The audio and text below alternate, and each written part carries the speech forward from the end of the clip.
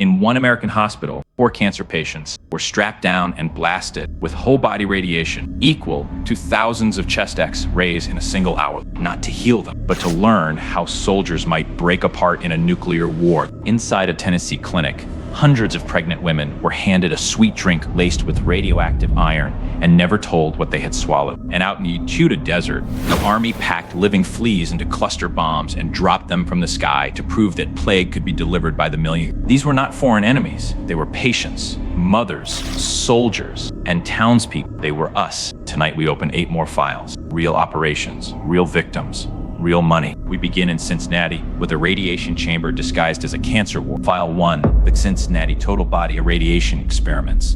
From 1960 to 1971, a radiologist named Eugene Sanger ran a study at the University of Cincinnati funded by the Pentagon's Defense Atomic Support Agency. The patients were cancer sufferers, most of them poor, many of them black, and they were told they were receiving treatment. They were not. They were being used to model how a soldier's body and mind would fail after a nuclear blast. By the documented record, at least 88 people were exposed to whole-body radiation, some receiving a dose roughly equal to 20,000 chest X-rays in about an hour. The agony was severe. Patients vomited, bled, and burned from the inside. By official figures, around 21 of them died within a month of being dosed. Many never gave any meaningful consent, and several could not even read the forms placed before them. The full story stayed buried until the 1990s, when the Advisory Committee on Human Radiation Experiments and a 1994 House subcommittee pulled the records into the open. Preserved today in Department of Energy OpenNet files, a cancer ward had been turned into a battlefield laboratory. The next file moves from radiation to chemicals,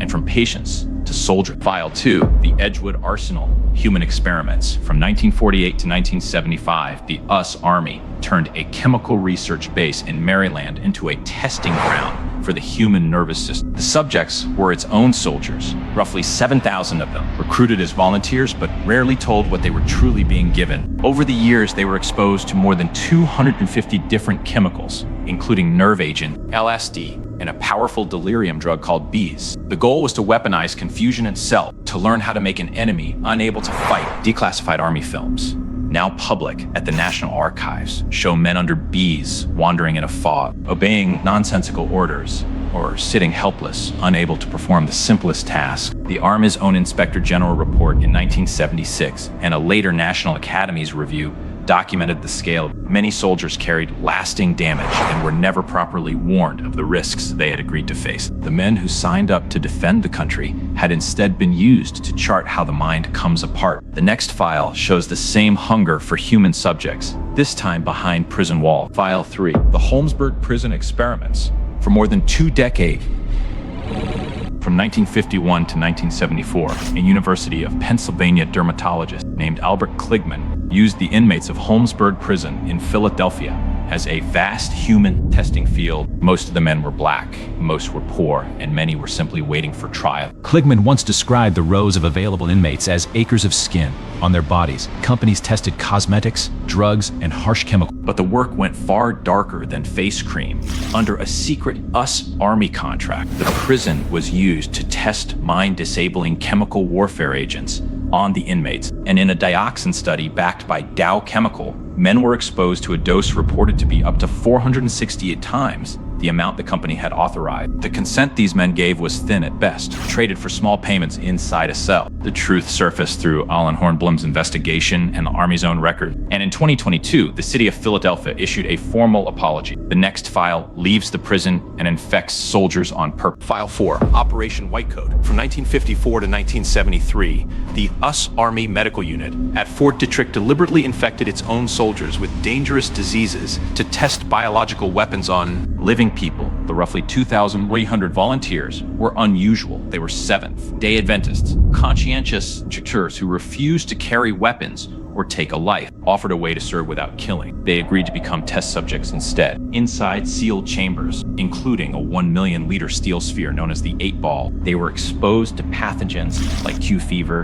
and tularemia, then watched closely as the illnesses took hold. The Army's own photographs now in the public domain, show the men seated calmly inside the test chamber, breathing in whatever was released. Many fell genuinely sick, unlike most files in this episode. The Whitecoat volunteers were told a great deal about the risks and were treated after, and the program is often cited for its relative care. Yet the core fact remains heavy. The United States Army infected human beings with the disease by design to build weapons. The next file returns to radiation and to women who were never told at all. File 5, the Vanderbilt radioactive iron study. Between 1945 and 1947, researchers at a clinic tied to Vanderbilt University in Tennessee studied iron absorption in pregnancy. To do it, they handed roughly 820 poor pregnant women a drink laced with radioactive iron. The women believed it was a simple health tonic, a vitamin cocktail meant to help their pregnancy.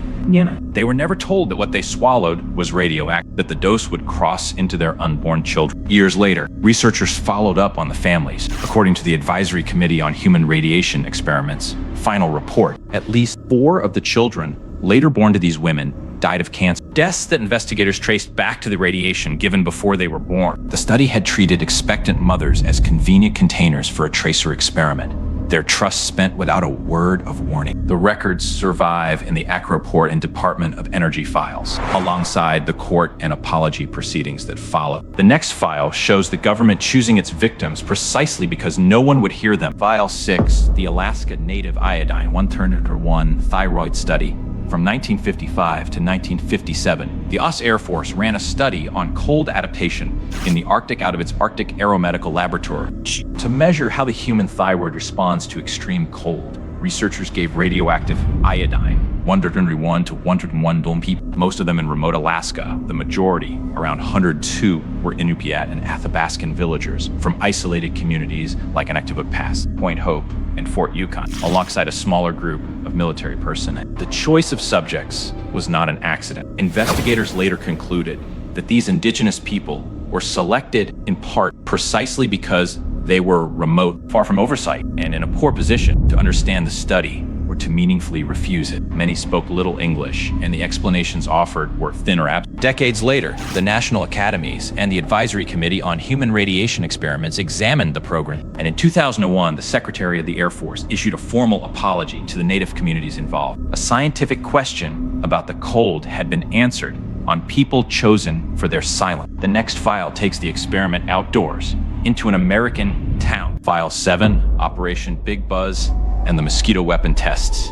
In the mid-1950s, the US Army Chemical Corps wanted to know whether insects could be turned into a living delivery system for disease, so it bred them by the hundreds of thousands. In Operation Big Buzz in 1955, the Army raised vast numbers of uninfected mosquitoes, loaded them into specially designed cluster munitions, and released them over American ground, including a predominantly black neighborhood in Savannah, Georgia. The mosquitoes used in these tests were not carrying disease. That was the point of the rehearsal. The Army then sent personnel into the area to count how far the insects spread and how many residents had been bitten, treating the townspeople as unwitting markers in a weapons trial. The plan behind it was chilling in its ambition, to prove that one day the Army could fill a bomb with infected insects and seed an enemy population with sickness. The operation is documented in declassified Army Chemical Corps reports, now in the public record. The next file keeps the same idea and trades mosquitoes for fleas. File 8, Operation Big Itch.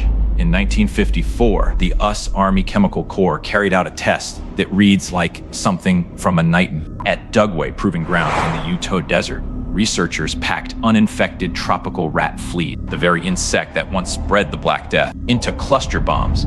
The munitions were then dropped from aircraft so the team could measure how the fleas survived the fall and how widely they scattered. Once released, the aim was to prove that fleas could be bred, loaded, and airdropped by the million as living carriers of plague. The fleas in this trial were not infected, but the experiment came with its own grim lesson. According to the declassified Army reports, some of the fleas escaped their containers and worked into the clothing of the test crews themselves, biting the very men running the operation. It was a stark preview of how uncontrollable such a weapon would be. The Big Itch records, held in the public domain alongside the munition diagrams, leave no doubt about the goal. This is where the 8 files close. What links these 8 files is a single, cold decision made again and again. The decision that some people counted less: cancer patients, prisoners, pregnant mothers, indigenous villagers, conscientious objectors, and ordinary townspeople were treated not as citizens to be protected, But as material to be measured, none of this is rumor tonight. Every operation here lives in declassified reports. Congressional investigations, the findings of the Advisory Committee on Human Radiation Experiment, and the government's own apologies. The records were meant to gather dust. They did not. The unknown files exist to read them in full, calmly, no matter how hard the page is to look at. There are always more files. We will open the next one soon.